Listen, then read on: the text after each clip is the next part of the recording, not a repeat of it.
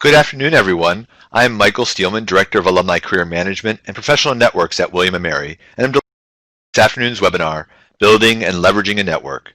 Today's webinar is part of a new William & Mary webinar series and is made possible by the support of the William & Mary Alumni Association. As we seek to provide relevant programming for our lifelong commitment to our alumni, we welcome any feedback and ideas to make this a valuable resource for you. I apologize for that technical glitch. Unfortunately, Daniel is not able to join us this afternoon due to illness, so we all hope he gets well soon. I'm delighted Kathy was able to quickly adapt to the situation and present all of the materials as planned as we wanted to cover in today's webinar. It's now my great pleasure to introduce Kathy Durdin to all of you. Kathy Durdin uniquely combines a varied background in management consulting, leadership development, and arts, and applies all of these experiences and disciplines to meet her clients' needs. Kathy has had a broad-based career encompassing client service and organizational management in both the consulting and nonprofit environments. After over 25 years of management consulting experience, Kathy changed her focus to an area about which she has always been passionate, enhancing and encouraging individual development and expanding inclusive leadership. Over 5 years, she's envisioned, developed, and implemented the Women's Leadership and Diversity and Inclusion programs at Navigant, emphasizing leadership development. Working with small groups and one-on-one, she coached individuals on career and skills development to achieve their desired objectives. Now, she is sharing her experiences with others, helping organizations better engage with employees and assisting individuals in furthering their careers, find or reconnect with their passions, identify their goals, and achieve their own objectives. Kathy is a certified Hudson Institute coach. Her goal is to help others through programming that supports the organization and the individual in their evolution to meet the business and talent development needs of the 21st century. Among her focuses are individuals in transition, both within their careers and their roles beyond their careers. Kathy is a proud alumna of William & Mary's Mason School of Business, and we are truly delighted to have Kathy join us again this afternoon to share her advice with the William & Mary tribe. Thank you so much, Kathy. Great. I'm so excited to talk to you about networking, which is one of my passions. Your network is the single most important key to your success. It's not how much you know or how hard you work. We can all think of people who we know who, because of their connections, have done very well in their career. It's important for you. Your network is important for you personally and professionally. Without it, you're isolated. But with it, you have access to ideas, people, and opportunities. We all network and build relationships naturally and use them to both get professional and personal advice. What we're going to talk about today is being more intentional and focused on this process and using it for your career. We have a handout, and I'm going to refer to it for both exercises in this session and some follow activities that I recommend that you do. You won't have time to do them in your section, and there's also a list of references in your handout. I got introduced to this program through my network. My friend Cindy Jarbo, who's president of the Alumni Association, saw a need, knew what I do, knew that I taught leadership development, and connected me with Michael. It's just one of those examples of someone who knew what I did, had an opportunity, and made the connection. So let's start by dispelling a myth. Networking is not about schmoozing and going to cocktail parties. Rather, it's about developing lifelong, authentic relationships with colleagues and friends, people we have a deep, authentic relationship with, and people who know enough about us that they can have a reciprocal relationship that helps both of us. We're going to talk more about that reciprocal relationship because reciprocity is critical to networking. So just remember, your network won't build itself. You need to spend time on it deliberately, setting aside time.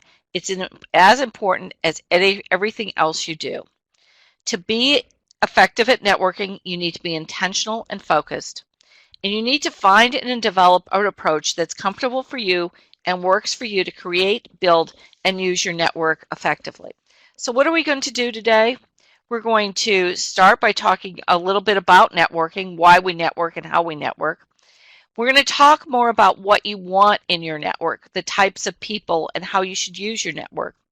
We're going to talk a little bit about maintaining and building relationships and dive a little bit more into introverts versus extroverts and how men and women network. We're going to talk about exchanges as one tool for our networking activities. and then talk about just some strategies for networking. There are plenty of others that I'm not going to cover today.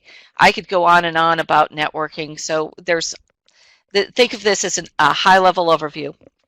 Then Michael's going to talk about how you can leverage your tribe affinity. Remember, it's not what you know, but who you know. We can be the best at what we do, but if others don't know about it, we can't share what we do with others. By ourselves, we can't find new ideas, get feedback, get new opportunities, etc. Our network allows us access to information and relationships that we otherwise wouldn't find out about it. We can't know everything, research everything, etc. So think of your network as your surrogate. It's an extension of you, which is why you want your network to be broad and to include people who are different from you, and to include people who know enough about you that they can recognize those opportunities for you. Our friends and colleagues provide us important information and connections. We rely upon our relationships in everything we do. To getting things done now, broadening our groups and learning about new opportunities to enhance our career, moving to new locations, etc. Our network also helps us expand our visibility. We want to use our network to communicate our brand, which we talked about last week, who we are and what we want. And we want different types of people in our network fulfilling different roles: advice, information, opportunities, and feedback. So in summary, we network to provide us with information, to open up opportunities, provide connection and referrals, helping us get to others, obtain developmental feedback and support, enhancing our visibility, and connecting us to others who can help us getting access to information and relationships. So I've got a brief polling question to start with. When you think about it, what are your objectives for networking today? Write your answers there. We're not going to broadcast the results. I'm going to look through them and provide some feedback. And I want to, at this point out your worksheet as well, because I'd like you to put some objectives there down too, to write some notes to yourself about what your primary objective for networking is today. And while you're putting your answers down, I'm going to start talk a little bit about networking and then go back to that. Because a lot of us think of networking as using people, and it's not. It's a reciprocal relationship that benefits both of you. It's a give and take, and both of us are benefiting. It's a two-way relationship. You want to get to the point where you know what matters to others in your network, what they're trying to achieve, and vice versa. This requires a depth of knowledge and understanding. You want to show those in your network that you care, that you're authentic, and you put their interests first. There needs to be a high degree of trust and honesty in those relationships. We want to feel like we're friends with people in our network. We want people in our network who are enthusiastic, authentic, and genuine, and we have to act that same way in our network. We want people in our network who understand the role of networking, what it's about, and the roles and responsibilities of the relationship, and know how that both of us can benefit. We want them to see that it is a reciprocal relationship. So you want people who could help you and you could help, and people who are interested, willing to find out about you so that they know what you need and can think of you in opportunities. So let's see what you your primary objectives today for networking. So we have one about leveraging contacts, and being good connectors is one of the things we're going to talk about. Improving the level of people in my network, and we're going to talk a lot about being intentional, finding new ways to meet people, new careers, opportunities, expanding career options. So a number of people wrote that down. Getting engaged and getting advice, opportunities and business opportunities in many directions. So this is great. A lot of these are good reasons for networking. And those reasons for networking will help you determine who you want in your network and who you really want to focus on. And we'll talk about that. We want to look for people who are in our network who are different from us, connected to people outside of our sphere or outside of our network. If we just connect to people who are like us, we may think we're getting a lot of new information or connecting to new people, but all we're doing is getting the same information from different sources. Think about it as just we're all talking to each other about the same thing, and it's like talking to ourselves. So we need to make sure that we have very redundant and different networks.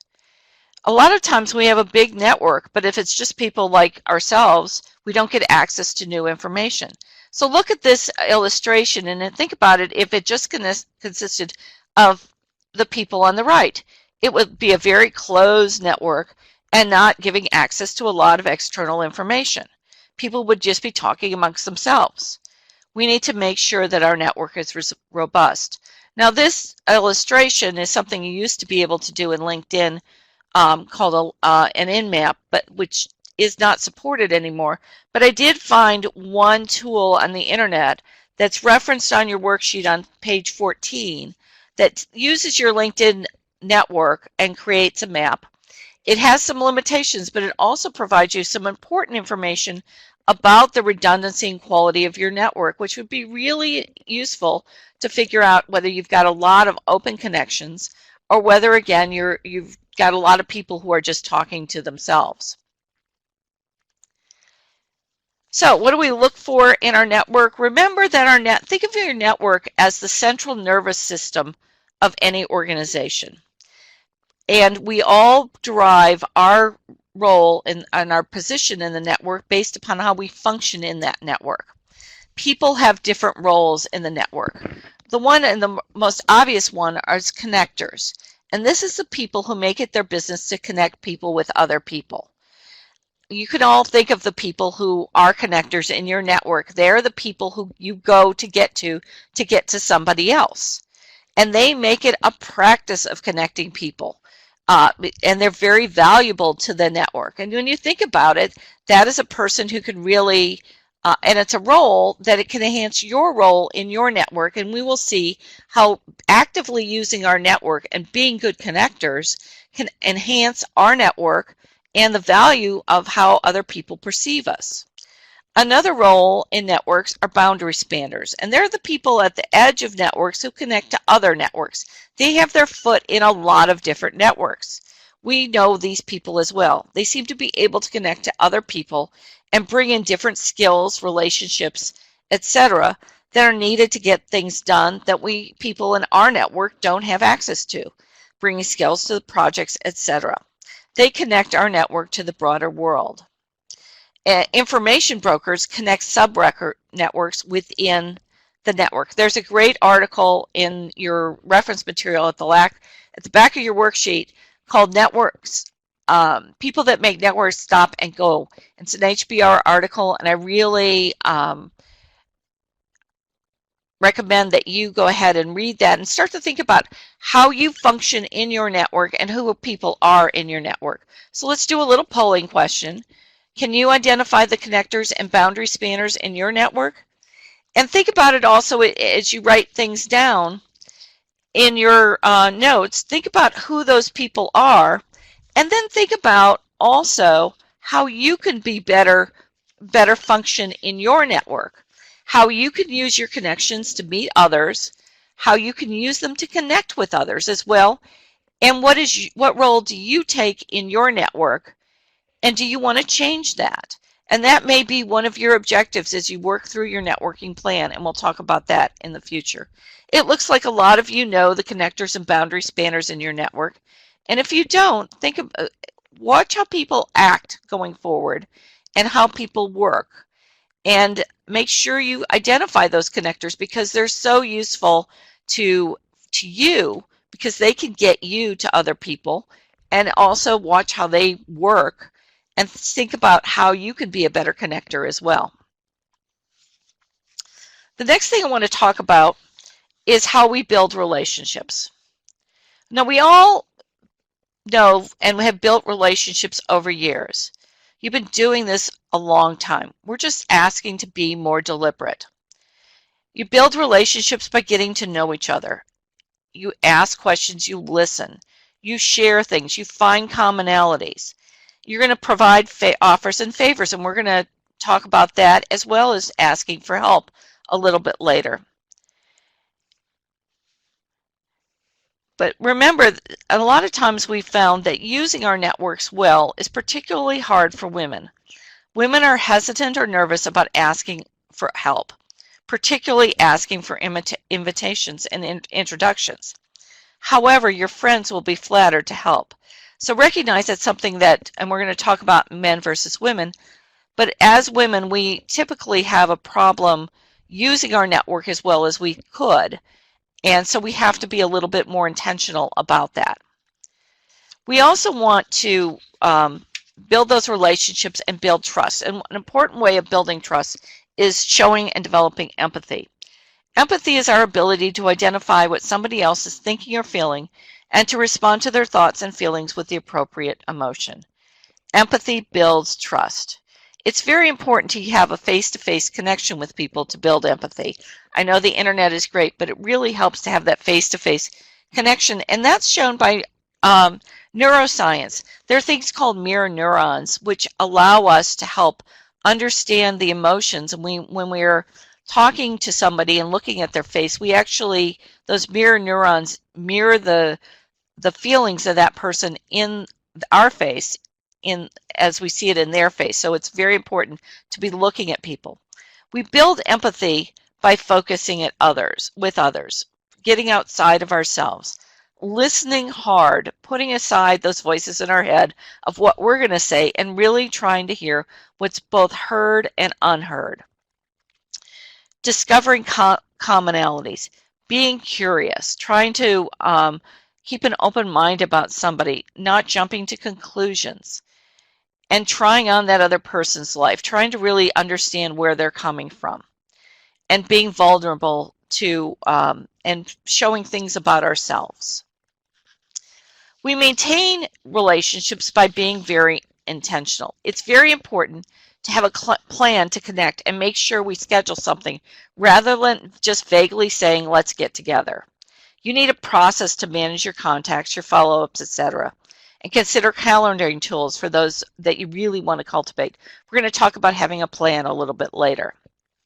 Keeping a relationship active requires intentionality. It doesn't just happen. Suddenly it's 3 months later and you haven't connected, and then the relationship becomes a little stale, and then, as we all know, it's so hard to restart and a little awkward, and then we just say, oh nuts, and we don't do it. It's important to show appreciation for things they give us and to continue to give back. And we're going to talk a little bit later about how we can give back to them through sending information and all sorts of ways we can keep in touch with our key contacts, both via the phone, actually making connections and doing things with them, and also providing information. Now, many of you who are introverts have probably been cringing at the whole thought of spending an hour on a webinar talking about networking. So I want to understand who all out there is an introvert versus as an extrovert. Introverts and extroverts network very differently. However, most networking books focus on skills from an extrovert's perspective, discouraging introverts and driving them absolutely crazy. It doesn't have to be like this. And it looks like we're pretty evenly split, and introverts versus extroverts. And I would imagine we'd be even more evenly split, but some of the introverts probably decided that the whole concept of spending an hour on listening to networking was just horrible, and they didn't bother to sign on to this webinar. Introverts can often be the best networkers. They can build deep, authentic relationships that are as or more useful to them than the ones that extroverts build. And if you're an introvert, or even if you're an extrovert and want to understand introverts, I really recommend the book that I've referenced here, Networking for People Who Hate Networking, a field guide for introverts, the overwhelmed, and the underconnected. It's in your reference material at the back, and she goes through some great insights and tools for introverts to help them understand how they can be better networkers, taking advantage of their strengths. So just as we all know, introverts think before they talk. They're very reflective. They go deep and they energize alone. Being in large cocktail parties, etc., makes them feel absolutely drained. And probably the reason why they don't go to them in the first place, because they know that it's just so overwhelming. Whereas extroverts talk to think. They're very expansive and they energize by being with others. So just apply this to networking situations. Extroverts are very good at verbalizing, discussing, and chatting. They join into conversations and expand the conversations. And they're energized by socializing, interacting, and engaging with other people. But let's think about introverts, because there's some great things about introverts and how they approach things that are very good networking skills and should be taken advantage of. Thinking before they talk. Well, that really means that introverts feel energized by research, by knowing information, and by developing strategies. Well, we're going to see in the strategy session that it's very important to have strategies of how we're going to meet people, how we're going to get to people, and it helps our efficiency and our effectiveness. Research is very important too, because we know what to talk to people about, we know what's important in their organization, and we know where to focus our time. We're not just doing a lot of things and running in all directions. We're very focused. We can prioritize. Introverts like process. They like to focus. And there are some tools and approaches we can take to activities that we do that really provide us a process. For example, Dvorak talks in her book about making sure if you're going to an event or an activity or a conference, have a role, because having that role provides you a process and it gives you a structure to connect with other people. Making sure that you have a way to recharge is important so that you're not overwhelmed is important as well. And all of these graphs are in your worksheet, so I think you'll find them very helpful. So again, just as a comparison of introverts versus extroverts, the different skill sets. And then, but recognize that if we build on our strengths as introverts or extroverts, we can be more effective. Let's not try and be somebody we're not, but rather focus on those strengths. And that will help us find the natural and comfortable approach to networking that makes us feel more comfortable. And we're going to do stuff that we feel comfortable doing. We're not going to do stuff we don't want to do. Introverts, because they have listened better, may have higher emotional intelligence, and that's beneficial in creating empathy, creating trust, and building relationships. They excel at research and are good at strategizing and can use that in creating connections because they've done their research and they know what's important to people. And they're a lot better in that one-on-one situation and building relationships, so they should focus on building their relationships on a one-on-one basis. Extroverts, good at group discussions. They're confident at large events and know how to be visible. And at the same time, it's important to know that there are things that we could do and learn from what the other is good at to make sure we add that to our tool of tricks. Extroverts, for example, make sure you do some research. Introverts, figure out how to be a little bit more visible. So, before I go into men versus women, I'll go back to your worksheet and ask you at some point to think through what is a strategy I can try that will be more comfortable to me in networking and make me more comfortable networking as an introvert or an extrovert. Now, the thing I want to talk about next are men versus women, because we all have backgrounds that impact how we build relationships and how we make connections. Girls' friendships focus on making connections. Talk is essential to this process. Sharing secrets, relating experiences, revealing problems, and discussing options are all essentials to girls' development. Boys generally take a different approach to friendship. Their camaraderie is no less profound, it's just different. Buddy groups tend to be larger, focused on activities rather than conversation. Think about the games that are traditionally associated with girls. Hopscotch and jump rope, playing house and with dolls. They're about building relationships, but less about rules. They definitely don't involve winning or losing or keeping score. Boys' games tend to have more rules and to be about winning and losing. That's not to say that girls don't grow up playing games that involve winning or losing, rather that some of those games the girls play impact how they build relationships. Now let's fast forward, and what we learned in our youth and how we grew up and built relationships in our youth impacts how we build relationships and communicate as adults. Women get things done by building relationships. Conversely, men build relationships while they're working. These are important things to remember so that when we're working with each other, we know what's happening. Women communicate through dialogue, discussing emotions, choices, and problems. They focus on building rapport, sharing experiences,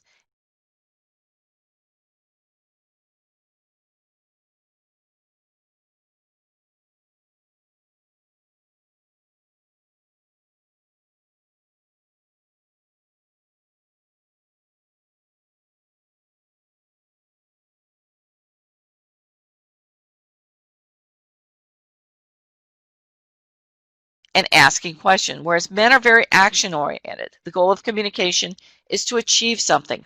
Men tell and give information rather than ask questions. Women talk to women about a problem or to make a decision. Men keep their problems to themselves and don't share personal issues. Women look for commonalities and ways to connect with each other. Men tend to relate to each other on a one-up, one-down basis, with status and dominance being important. Men's conversations tend to be transactional, whereas women are more interested in building relationships and getting to know each other, which help as we seek to build deep, authentic relationships.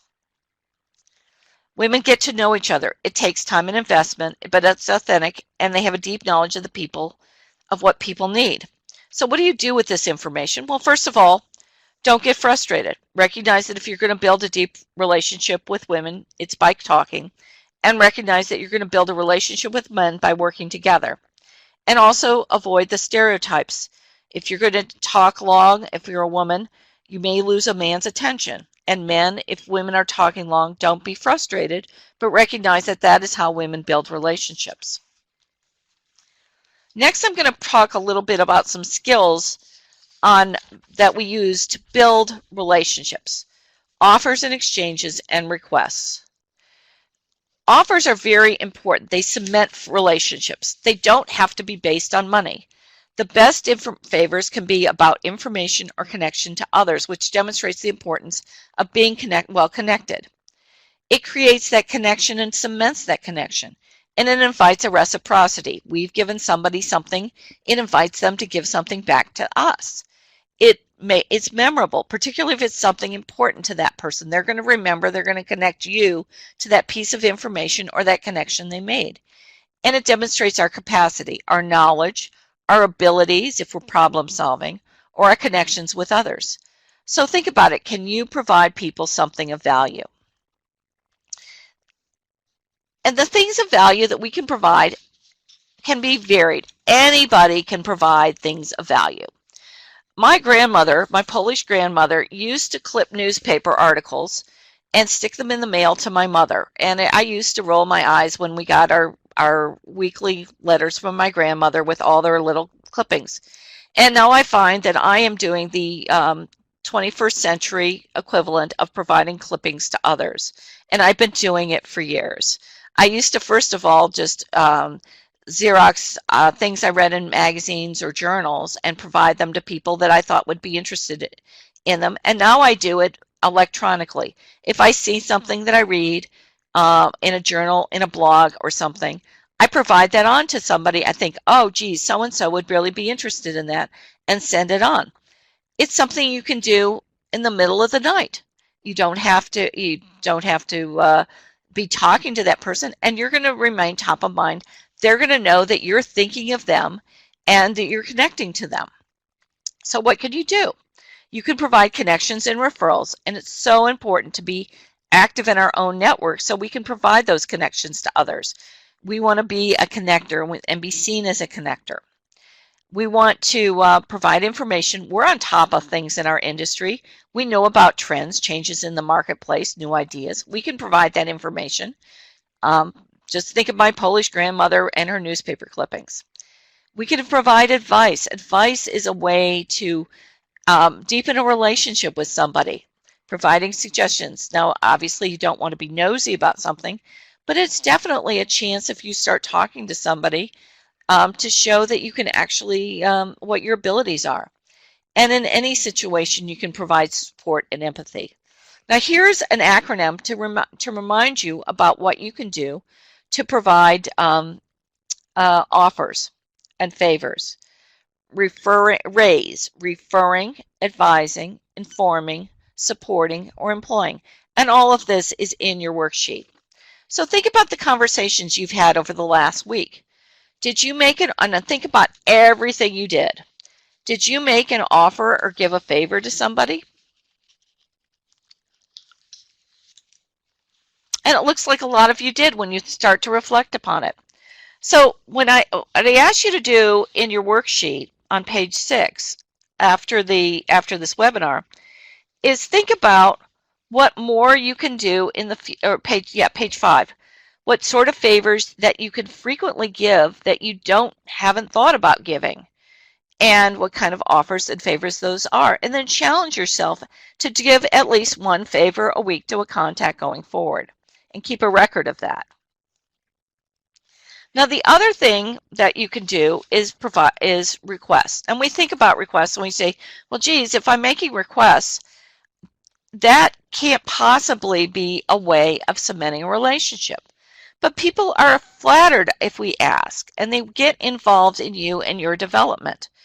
This is one of the reasons why when I say women aren't good at making requests and they are very hesitant because they feel like they're using their network. We don't realize that we actually are connecting with somebody and somebody is actually feeling good about giving us something because people want to help us. So be clear about the requests you're making. What are you asking for? Are you clear in your mind? Do you know what is it clear enough so that somebody can easily understand it? And then how do you want to do it? When do you need it? And how would you know if it was satisfied? So think about your request and who you're making your requests of. Obviously, you would make different requests for different people in your network. Casual people, you probably ask for ideas or maybe some connections. Our key networkers, you'll ask for connections or actions. And that kingmaker, that very important person in your network, that might actually be a sponsor. You've got to really scale your request and make sure that you use it, that request appropriately. You're going to ask for the right thing. You're not going to ask a very important person in your network for a casual idea. So think about that. Remember that our attention spans are very short. And we've all had situations where we've talked to people and said, oh, I'll do so-and-so for you, and written it down, and then 2 or 3 weeks later we look at our to-do list and went, oh shoot, I didn't do such and such for so-and-so. And on the other side of it we think, well geez, if I send this to them now, they're going to go, huh, where did that come from? So we don't, and they won't even remember the context. So make sure we follow up within 24 hours. If we don't, then the whole thing becomes stale and it's really not useful. Demonstrate your gratitude. Follow up on people you meet. Send a quick email for a conversation, for an offer, for agreement. Just make sure you follow up, and it helps to cement the relationship and stay top of mind. Now I'm going to talk a little bit about some creative strategies that we can use. There are any number of these. I'm just going to scratch the surface of some things you can do to make sure that to try different things to do to network. One thing you can do is organize an event. Anything can be an event. It can be a dinner. I had a friend who used to every year gather up all the people she wanted to connect with and do a wine dinner with them. Everybody, both her business and her husband's business, she did a great wine dinner focused on the connections she wanted to make. It was a great casual event. She loved to cook, so she was combining something she really loved to do with a networking activity. It was enjoyable for her. She had a lot of fun, and her connections had a lot of fun too. You can do a trip. We think of, we've all thought of going to sporting events, but what about other things you could do? You could go to a museum and Organize a group lecture to a museum. I'm involved in an arts organization that has networking events almost every Friday, and you use that to invite colleagues to these networking events where they have an interesting speaker after you witness an exhibit. It's a great way to connect and meet others who are similarly interested in what you're interested in, and it takes the relationship to a completely different level. You could organize roundtable discussions and breakfasts. This way you can demonstrate your expertise and show that not only are you a good connector, but you're also on top of what's happening in your industry. And these are low-cost ways of doing it. You can even do these online, although it's a lot easier to do it face-to-face. It provides you an opportunity to raise your visibility, particularly if you're doing a brown table or a breakfast.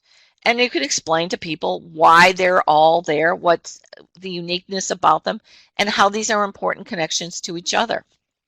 For introverts, these are also great opportunities. Remember I said that introverts love having structure and having a role. Well, this provides a plan, a role, a structure that you could use to and feel comfortable, that you're much more comfortable because you're acting. You're not just randomly going out to meet people. You could try also a different networking event, or you can even create an activity for participants, such as going to an art event or going to a sporting event. Another great networking strategy is research. Now, that may not sound that much like a networking strategy, but it's important for us to know and remember what's important, what we're focusing on for our network. And if our network is focused on particular organizations, then it's important for us to research and use alerts to understand what's top of mind in that organization. What's important, what's happening, what are the big initiatives and wins. It helps us identify opportunities that our talents might be used or project teams might be formed. And then we can use that to leverage our network. It also is important to know when we're talking to people what's happening in their organization. And then we can decide, gee, do I want to strategize to network, to use my connections to network further within that company, or develop other approaches to get to that organization. Now, another way of networking is lunches. And I want to say something about lunches before we go too far. And that is that I don't want you to commit random acts of lunch. And that's a phrase from one of the books that I did not include in the reference materials. We wouldn't go into a meeting without an agenda, but many of us go into a lunch without one. You want to make sure that you know what you want to get out of that lunch. And you don't want to waste the individual's time that you're having lunch with by just committing a random act of lunch. You want to actually have a plan. What do you want to get out of it? Who do I want to meet? What's my next steps, etc. So next time you schedule a lunch, make sure that it's important that you've defined your objectives. Your target will be a lot happier. He'll appreciate it because he won't feel like you've wasted his time. Now, the strategy here is to use lunches to get feedback and insight for your message, refinements to your message. So you're getting feedback on your resume, your brand, etc. And you're specifically asking for advice. And asking for advice, as I said, is a great way to build relationships. We're being intentional. It's great for introverts because you're having a one-on-one conversation and you're expanding your network in that non-pushy way. And make sure you mix up your audience. If you're targeting 25 lunches, pick 10 obvious choices, 10 that you think were great for insights or connections, and 5 wildcards. Any situation can be an opportunity for networking. Children's sporting events, neighborhood activities, etc. We've all been to those events and activities and talked to people for years and never gotten to know what they do or what's important to them. And then realized after the fact, oh, gee, I didn't know so-and-so was such and such. I have a neighbor who I've lived across the street for 8 years, and we really haven't had that kind of discussion until I got a dog, and my dog became the bestie of my neighbor's dog. And we started having detailed discussions on what I do and found that we had a great commonality in terms of personnel development of people. And I've been doing some workshops for his nonprofit as a result. A conversation neither of us had ever put together because we hadn't had that conversation. Now I want to do also a little bit of a sidebar on the holidays. The holidays are a great time for networking because people are open to networking. They're open to different activities and events. And they're not necessarily interested in getting to the next point. They're interested in just meeting people. So it's a great chance to just connect to other people. Quickly, I want to connect back to the webinar we did last week where we talked about having a plan. And it's important for you in conjunction with your career plan to create a networking plan. Before you dive into it too much, I want you to think about what you want in your network, what you want your network to look like, who you want to develop better relationships with, and how do you want to better function in your network. And in your worksheets from pages 10 to 15, I have a detailed process to create a networking plan. You start with inventorying your contacts. It's a lot like cleaning out your closet, very painful, but it's extremely useful. And then you look at your list of contacts and say, gee, who do I have in here? How close are my relationships? And who and what type of people do I need in my network? And then it's a question of developing strategies and goals for your network. One goal might be I want to have 5 to 10 people who can really know me and know what I'm trying to achieve. And then create some metrics. I want to meet X number of people by this per month. I want to solidify Y relationships and really understand what they want. And I want to keep in contact with Z of my contacts per month. If we don't have metrics, it's easy to put the process on the back burner. And suddenly it's been months and you haven't done anything. So as I say again, in your worksheet, there is a detailed process of building of how to develop a networking plan. And starting with inventorying your networks, have a tool to use. And it's very important, once you've identified particular people that you want to meet, have a detailed plan with timelines and goals and processes that you're going to do, lay it all out, and then have a time once a week that Great, Kathy, and thank you so much. I want to look at my list of to-dos and not for helping fill in for Daniel on this extra section.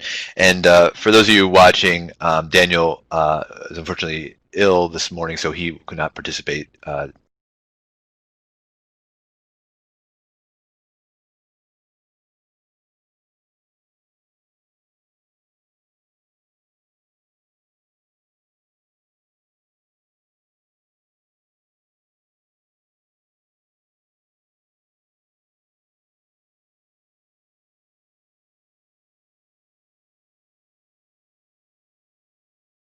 today, but I'm delighted to talk a little bit about, in the next few minutes, about leveraging your tribe affinity.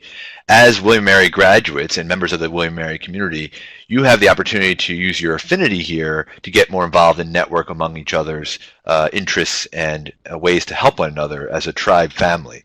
So if you think about all the event ideas and ways to get involved in your community, apply that to William & Mary. For example, join your chapter's involvement in your region, wherever you may live.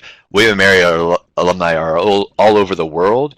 We have almost 100,000 globally, and so I encourage you to check out your local community, whether you have a formalized. There's a lot of people who have launched onto the lunch idea, so that's great. I see somebody wants to clean out their networking closet, which I really think is important. It's painful, but very important to do. And looking at the quality of your network and really looking at how people perform and being intentional. Remember, there's only so many hours in the day, and you wouldn't waste your time on activities that aren't priorities. Well, don't waste your networking time on things that aren't priorities. Be intentional and think about what you're trying to achieve. Great, thank you. And I'll turn it back Kathy. to you, Michael. Okay, so now we're going to talk a little bit about, in my role with William & Mary, I'm focused on developing programs and opportunities to enhance all of your professional success. So how do I do that as one person here in DC with close to 100,000 globally? Well, I really utilize LinkedIn, and I want to focus today not a whole section on how to use LinkedIn. We could do a whole webinar, and I hope to do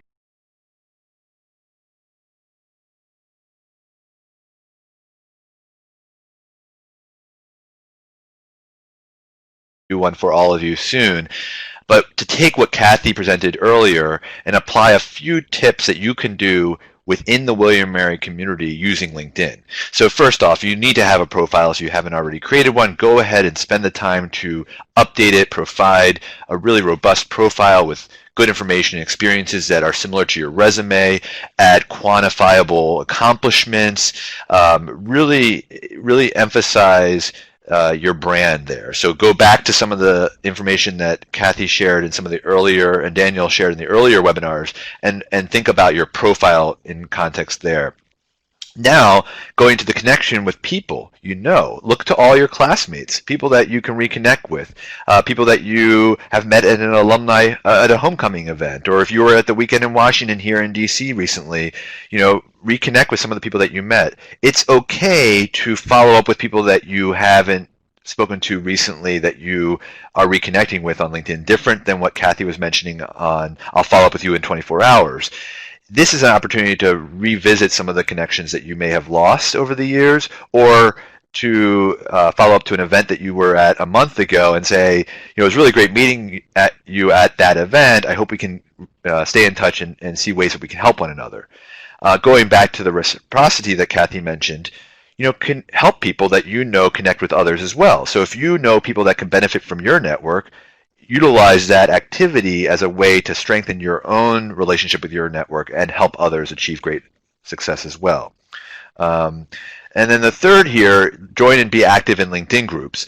What I mean by that is join all the William & Mary groups that are of interest to you, but look at other groups that are of interest, whether it's professional associations. And what I mean by be active, don't just share a news story that you think is relevant. Share a question. Ask a question to the group that's relevant. Start a dialogue among your community, because that's where you actually get information sharing and interesting dialogue among the members of the community, and that's another way to be a leader and to help expand your networking opportunities. The fourth item here, I'll get to in a second with the Find Alumni tool. I'll show you some details. But what I want to encourage all of you to do is take a moment to visit the One Tribe, One Network website off of the WMalumni.com website. And on that has the webinars that we've been doing. It has the online networking, the Hire the Tribe at Work efforts that we're working on. Get involved. Let me know how I can help you and how you can help others and the members of the Tribe community. And I look forward to that. Now, next, I'm going to go with the Find Alumni tool here. This is a tool, if you all go onto LinkedIn, and under My Network in the top header, there's Home Profile, My Network, Jobs, and Interests. Under My Network, you click Find Alumni. It should land on this. If you studied at a different institution since William & Mary, it may go to that institution first, but if you just go to the Change University button here, right over here, you can select William & Mary or type it in, and this should pop up. So with that, I want to show you a few details here: where they live, where they work, what they do. And if you click this button over here, it actually creates another section of what they studied, what they're skilled at, and how you're connected. What I want you to know is that all this is dynamic. So if you live in DC and you want to know everyone there, you can hit that button, and all of these fields, where they work, where they do, what they do, and how you're connected, will all adjust to those 12,000 or so in the DC area. And so this is another feature where you can keyword search anything here. You can also search what years they studied or what year they graduated. Again, I highly recommend using this tool with all the great things that Kathy mentioned earlier, and applying some of the searches to diversify and expand your network. And if you click this, where they connected and how you're connected to them, think about this for a second, this section here, how you are connected. So this is my screenshot of my connection. So I have 250 some connections first connections within the William & Mary community. But what's fascinating is that all of my connections, whether William & Mary or not, connect me to almost 5,500 William & Mary members of this. So, basically, I'm connected to a good percentage of this 50,000 person community on LinkedIn without even having been at William & Mary for a full year. And I think that tool allows you to start thinking about your expansion of your network and the ability to reach a lot of people in the William & Mary community. For purposes of time, I'm going to quickly go over to my last slide here to talk briefly about the William & Mary online networking hours. And these are a new program that we started back in November of last year, and I hope some of you have participated in this event. We've had 15 of them with over 2,000 participants from more than 10 countries and pretty much half of the U.S. covered, in class years ranging from 1960 to the present. And these are just a few quotes from some of the participants that enjoyed the program. Next week we have one on August 31st at 12 o'clock. It's no coincidence. We planned it intentionally after this webinar to hopefully help all of you put into practice some of the great techniques and skills that Kathy has shared with you today. I also encourage you to join us each month for these. If you think about that 50,000 number of people on LinkedIn with William & Mary affinity and the ability for diversifying your network and seeing how we can help one another, because there's two questions you answer during this profile that you create. Basically, what you're looking to get out of this information-wise, relationships, opportunities, and what you can offer. And if we answer those questions effectively, we can really find ways that we can help one another without us realizing it at first. And with that, I'm going to pass this back. Oh, I did have one quick polling that I wanted to ask everyone, just for curiosity. If you could just quickly answer this question about how frequently you use LinkedIn. I'd be very curious for those attending today, how frequently our audience is participating. And these are quick activities. They're on your worksheets on pages 6 and 7. One is to do a little bit about what Michael has talked about and do some of those searches to mine your tribe connections and figure out how you're going to connect with them. And the next one is to also think about what you want to achieve from your network in the short term. Think about 3 to 5. Remember, prioritize. Don't try and bite off more than you can chew. Because if you bite off more than you can chew, you will end up it will end up being self-defeating. And then create a plan and timeline to implement your plan over the next 6 months, and make sure you hold yourself accountable. Having check-in dates, look at your time and your plan, look at what you've done, etc.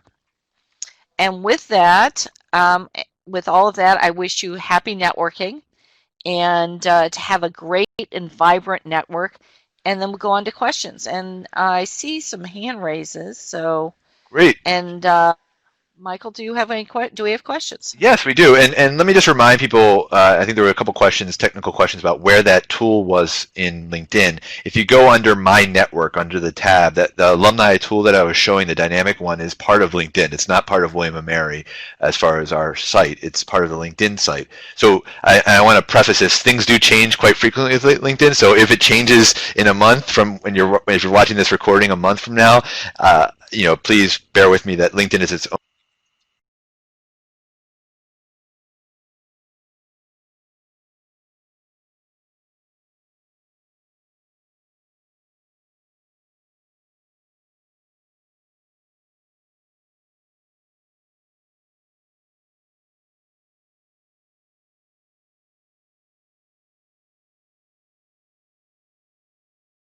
own company, and they can adjust things, as Kathy mentioned, that one tool that they used to have with the mapping your relationships. So that I wanted to just address that's where it is under My Network. Find alumni and make sure you're on the William & Mary page, but you can do this with any institution that you've either studied at or not studied at.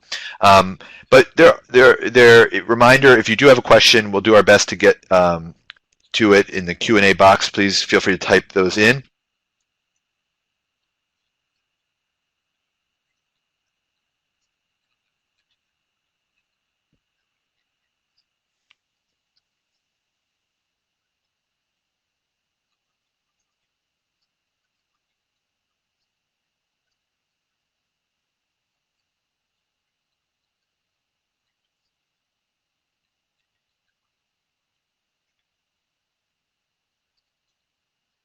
Great, and I would do it several ways. One, it's better if you have a plan, then it's a lot easier to make the time because you're not every time you think about networking having to go through, geez, what do I need to do? What do I need to do? You've already got it written down, and you can actually um, then just knock one off. And it's important to have a regular check-in time, and that regular check-in time maybe 10 to 15 minutes every Friday morning.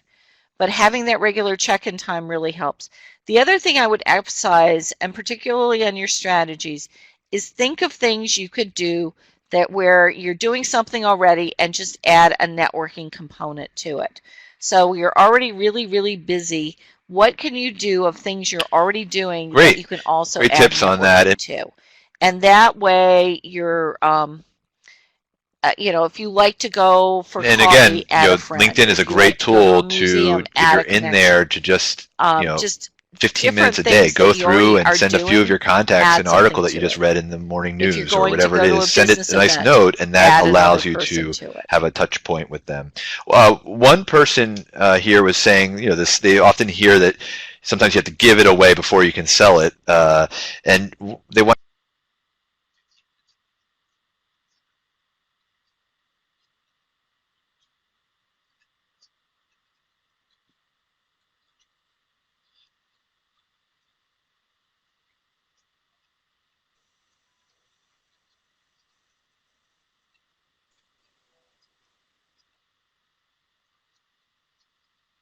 Depends on the person and depends on the relationship with the person. I think that's something you've got to kind of look at the chemistry, look at your connection. Um, Make sure you know enough about the person before you ask. But if the person seems very open and genuine, I think you can ask. There may be people that it's difficult for you to think of something to give to. So it's just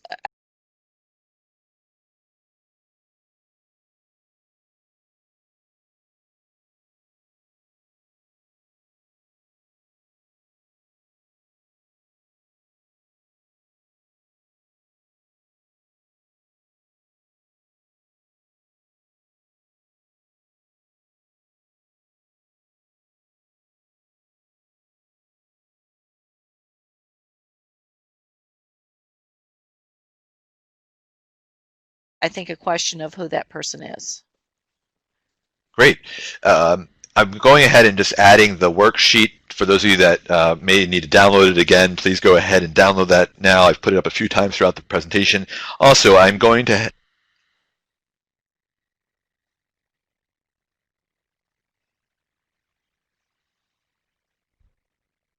Looks like Michael has put the survey up, and so go ahead and start to fill up that survey. And Michael, you have again zoned out, so we can't hear you. But here's a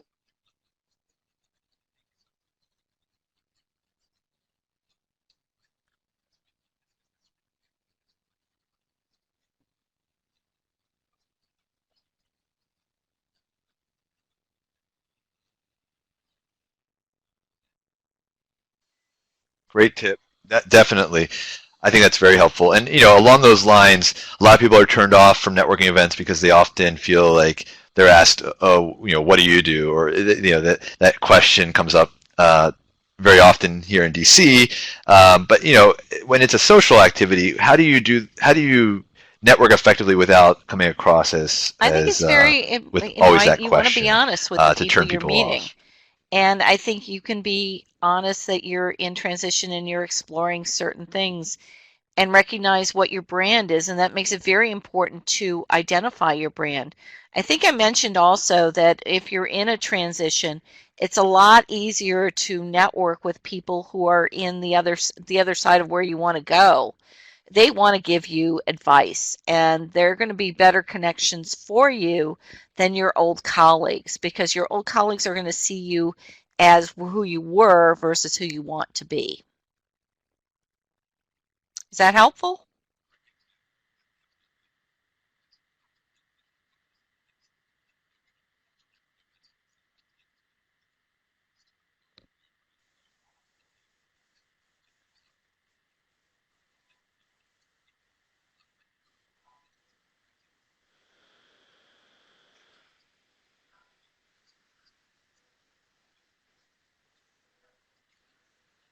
Well, then think about the Great. other things that you want to talk about with that person and what's top of mind. If you're in a social event, what do you do is kind of Yeah, and there's I a know lot we better both discussed opening preparing this lines webinar that today that go there's so many to different directions we what's could take top of this mind in the with several more news. What webinars. So, was if you're I at know a there is a professional question about event, what LinkedIn, the if you speaker don't has been mind. The talking question is, about, do you suggest trying to maximize your number of LinkedIn contacts?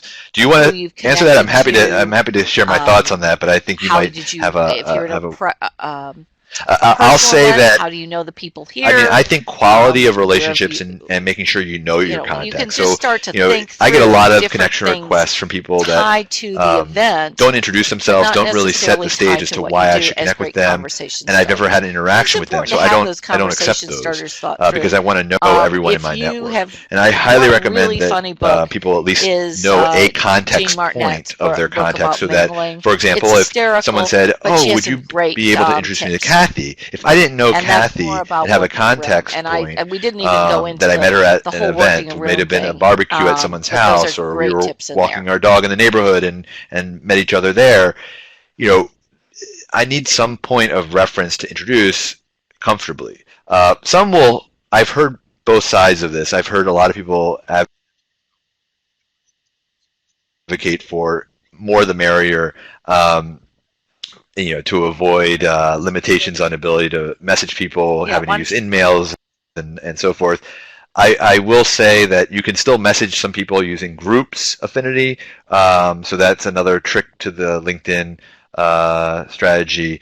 But I hope that answers the question. And Kathy, do you have any last words on that?